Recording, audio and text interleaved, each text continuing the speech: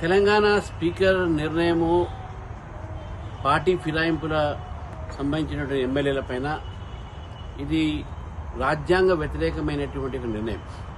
ఏ party అయితే రాజ్యాంగాన్ని కాపాడుతామని చెప్పి మాట్లాడే పార్టీ ఈరోజు రాజ్యాంగ సంస్థ, రాజ్యాంగ వ్యవస్థ అయినటువంటి స్పీకర్ని కూడా వారు ఇన్ఫ్లుయెన్స్ చేసి ఈరోజు స్పీకర్ని కూడా సరైనటువంటి నిర్ణయం, రాజ్యాంగబద్దమైన నిర్ణయం తీసుకోకుండా చేసింది కాంగ్రెస్ పార్టీ, కాంగ్రెస్ ప్రభుత్వం.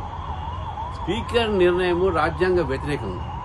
బహిరంగంగా ఏ పార్టీ నాయకుడైతే పార్టీ ఫిరాయింపు చట్టం తీసుకువచ్చారో ఆ పార్టీ నాయకుడికే వారు గౌరవం ఇవ్వకుండా, ఏ రాజ్యాంగ పుస్తకం అయితే పట్టుకొని జేబులో పెట్టుకొని దేశమంతా తిరుగుతున్నాడో ఆ రాజ్యాంగాన్ని గౌరవం ఇవ్వకుండా, ఏ రాజ్యాంగ వ్యవస్థ స్పీకరు రాజ్యాంగాన్ని కట్టుబడి ఉండాల్సినటువంటి స్పీకర్ని కూడా ఈరోజు మీరు ఇన్ఫ్లుయెన్స్ చేసి అటువంటి ఒక నిర్ణయాన్ని తీసుకున్నారంటే ఈరోజు తెలంగాణలో రాజ్యాంగ హత్య అయింది, ప్రజాస్వామ్య హత్య అయిందని చెప్పేసి భారతీయ జనతా పార్టీ భావిస్తారు.